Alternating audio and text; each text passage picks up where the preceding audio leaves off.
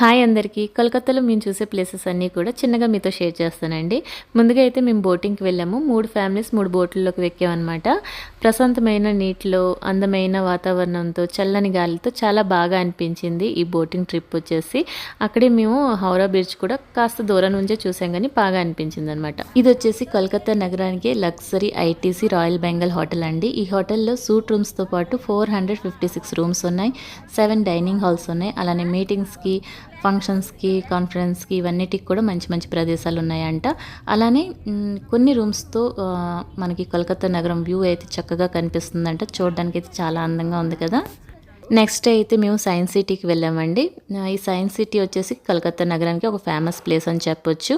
పిల్లలకే కాదండి, పెద్దవాళ్ళు కూడా ఇక్కడ చాలా విషయాలు చూడడానికి అయితే ఉంటాయి అన్నమాట. సైన్స్ సిటీలో రోప్వే ఉంటే రోప్వేలో కొంతసేపు ఎంజాయ్ చేసాం. ఆ తర్వాత ఇక్కడ వచ్చేసి సైన్స్ ఎగ్జిబిషన్ ఉంది, వివిధ రకాల మోడల్స్, నెక్స్ట్ వచ్చేసి స్పేస్ అండ్ టెక్నాలజీకి సంబంధించిన విషయాలన్నీ కూడా మనకి ఆకట్టుకుంటాయి. చూడడానికి అయితే చాలా చాలా బాగుందండి. అయితే కొన్ని చోట్ల మనకి వీడియో తీయడానికి అలౌ లేదనమాట. అందుకని బయట కొంతసేపు గడిపి అక్కడ కొన్ని ఫొటోస్, వీడియోస్ తీసుకున్నాక ఇది వచ్చేసి స్పేస్కి సంబంధించిన థియేటర్ అండి. ఈ పైన అంతా కూడా స్క్రీన్ అనమాట. స్పేస్లో జరిగే టెక్నాలజీ అంతా కూడా మనకి క్లియర్ కట్గా చూపిస్తారనమాట. అది చక్కగా ఎక్స్ప్లెయిన్ చేస్తారండి. 45 మినిట్స్ వచ్చేసి బెంగాలీలో ఎక్స్ప్లెయిన్ చేస్తారు, 45 మినిట్స్ వచ్చేసి హిందీలో ఎక్స్ప్లెయిన్ చేస్తారనమాట. మేము వెళ్ళిన టైం వచ్చేసి బెంగాలీలో ఎక్స్ప్లెయిన్ చేశారండి. అయితే చూడడానికి అయితే చాలా బాగుంది. ఎప్పుడు కోల్కతా నగరానికి వెళ్తే ఇది మాత్రం మిస్ చేయకండి, పిల్లలకి తప్పకుండా చూపించవలసిన ప్లేస్. రెస్టారెంట్కి అయితే వెళ్ళామండి. సైన్స్ సిటీకి వెళ్ళాక అక్కడ కొంతసేపు గడిపి దాని తర్వాత రెస్టారెంట్కి వెళ్ళి లంచ్ చేసేసి మేమైతే ట్రైన్కి వెళ్ళాలి, దేవగారు జార్ఖండ్ వెళ్ళాలన్నమాట. ఇక్కడ హోటల్ వచ్చేసి డిఫరెంట్గా డ్రెస్అప్స్ అన్నీ కూడా డిఫరెంట్గా ఉన్నాయండి. వీడియో షూట్ చేశాను అనమాట.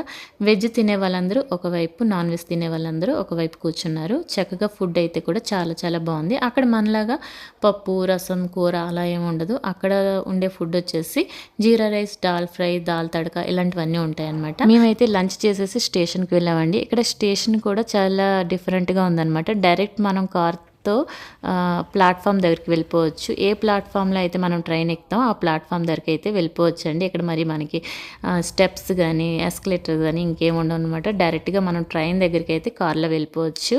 ఈ వందే భారత్ ట్రైన్లో అయితే మనకి స్నాక్స్ టైంకి స్నాక్స్ ప్రొవైడ్ చేస్తారు, అలానే లంచ్ టైంకి లంచ్ ప్రొవైడ్ చేస్తారండి.